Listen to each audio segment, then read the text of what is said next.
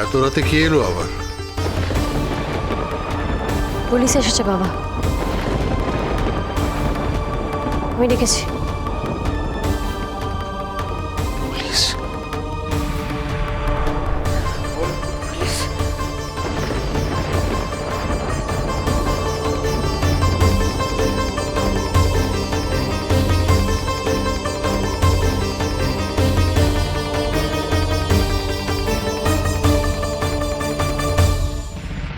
তিথি পাল। হ্যাঁ, আমি ফোন করেছিলাম আপনাকে। ওয়েল, কি হয়েছে একটু বলবেন? কাদের অ্যাকুয়েজ করছেন আপনি? একজন আপনার সামনে দাঁড়িয়ে আছে। অফিসার, আরেকজন এখানে দাঁড়িয়ে আছে। এরা? হ্যাঁ। একটু ডিটেলে বলুন প্লিজ এদের অপরাধ। বাই দ্য ওয়ে, এরা কি আপনাদের পরিবারেরই লোক?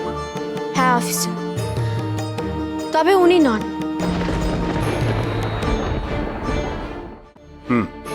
বুঝতে পেরেছি। এবার আমায় বলুন আপনাদের অভিযোগটা ঠিক কি? অভিযোগ কি একটা? গুনতে শুরু করলে শেষ হবে না। First of all, attempt to murder. লোক ঠকানো, ব্যাংক থেকে লোন নিয়ে ফেরত না দেওয়া, আর কারোর ইমোশন নিয়ে খেলাটাও আমার কাছে অপরাধের মধ্যেই পড়ে। আমি ওটা অপরাধী মনে করি। হ্যাঁ, আপনি ঠিকই বলেছেন। আপনাদের নিজেদের কিছু বলার আছে? আত্মপক্ষ সমর্থন করতেই পারেন। এতদিন ধরে তো শুধু এটাই করে গেছে, এই নতুন করে আর কিছু খুঁজে পাচ্ছে না। আর দেরি করবেন না অফিসার, এদের নিয়ে যান, আমি আর সহ্য করতে পারছি না। কি চাই আবার জানবি? কিছু চাই না, শুধু কয়েকটা কথা বলতে চাই। বলো, কি কি কি শুনতে চাস তুই ওর মুখ থেকে? হ্যাঁ, কি বলবে ও, আর কি শুনবি তুই? কিচ্ছু না, কিচ্ছু বলার নেই, কিচ্ছু শোনার নেই। আমি অনেক চেষ্টা করেছি সোমকে নিজের কাছে ধরে রাখার, পারিনি।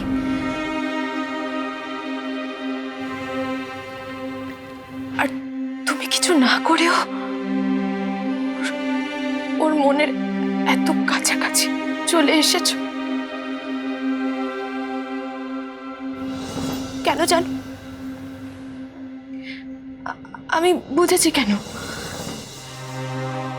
কারণ ভালোবাসা তো সবটা ত্যাগ করতে শেখায়।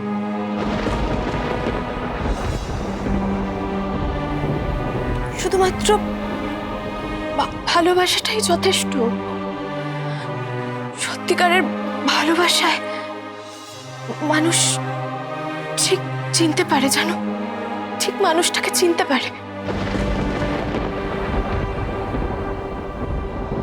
আমি সোমকে শুধু নিজের কাছে আটকে রাখতে চেয়েছিলাম। কোনোদিনও ভাবিনি কিসে ওর ভালো, কিসে ওর আনন্দ। কোনোদিনও ভাবিনি শুধু জোর করে।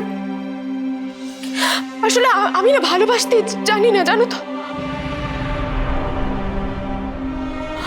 ভালোবাসতে কোনোদিন পারিনি। আমি জানি না আমার কি হবে, কিন্তু তোমার আর সোমের ভালোবাসার কাছে আমি হেরে গেছি।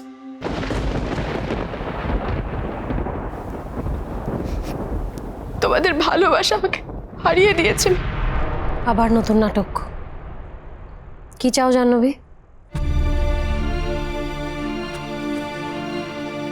কি চাও সেটা পরিষ্কার করে বলো। সবাইকে এত বোকা ভাবার কোনো কারণ নেই।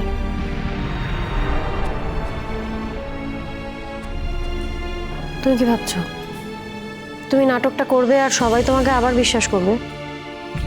সেটা হবার নয়। কি চাও এক্স্যাক্টলি সেটা পরিষ্কার করে বলো। আমি যা যা বলছি একদম মন থেকে বলছি মিনু। আগে আমি যা যা করেছি সেগুলো তুমি ভুলেছি। এই কথাগুলো আমি বিশ্বাস করে বলছি, সত্যি এগুলো সত্যি। আমি তোমাকে বিশ্বাস করি না। তুমি নিজের ভুলটা বুঝতে পারারও মতো ভালো মানুষ নও। ঠিক বলেছো দিয়া, একদম ঠিক বলেছো।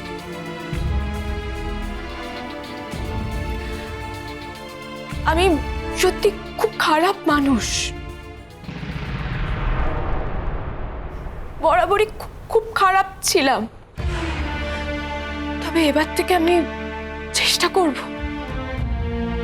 শুধুমাত্র যে কথাগুলো বললাম সেগুলোই চেষ্টা করব। আমি তোমায় বলেছিলাম না জাহ্নবী, মেয়েরা মেয়েদের শত্রু হয় না, বন্ধু হয়। মেয়েরাই মেয়েদেরকে বুঝতে পারে।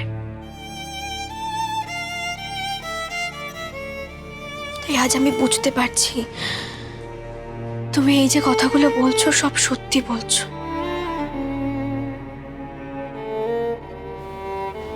সত্যি তুমি নিজের ভুলটা বুঝতে পেরেছো। এটা আর কেউ না বুঝুক, আমি বুঝতে পারছি। না মিনু, তুমি আবার ভুল করছো। ওইভাবে শুধরাবে না।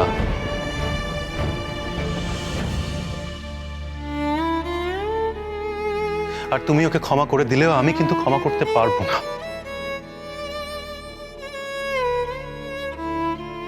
শাস্তি ওকে পেতেই হবে। আজকে ওর জন্য আমরা কত কত বিপদে পড়েছি।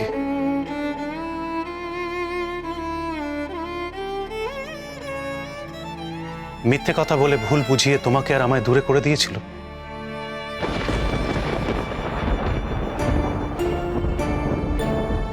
একটা সময় ছিল যখন শুধু ওর জন্য, শুধুমাত্র ওর জন্য আমার পরিবারের সাথে আমার সম্পর্ক নষ্ট হয়ে গেছিল। আর শুধু তাই নয়, তোমার স্বপ্নের কারো বাসনারও ক্ষতি করার চেষ্টা করেছে। প্রেজেন্টেশনের ফাইল ডিলিট করে টাকা সরিয়ে ও বারবার আমাদের বিপদে ফেলেছে।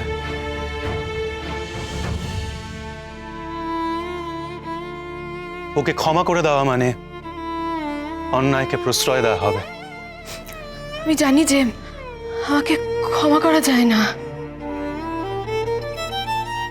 সত্যি ক্ষমা করা যায় না।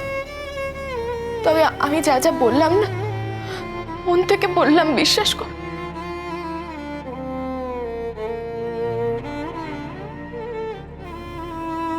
একদম সত্যি বললাম, মন থেকে। আমি নিজে বিশ্বাস করি এই কথাগুলো। জাহ্নবী দেবী, আপনি ওদের সাথে যান এবার। যাচ্ছি অফিসার, একটুখানি সময় দেবেন?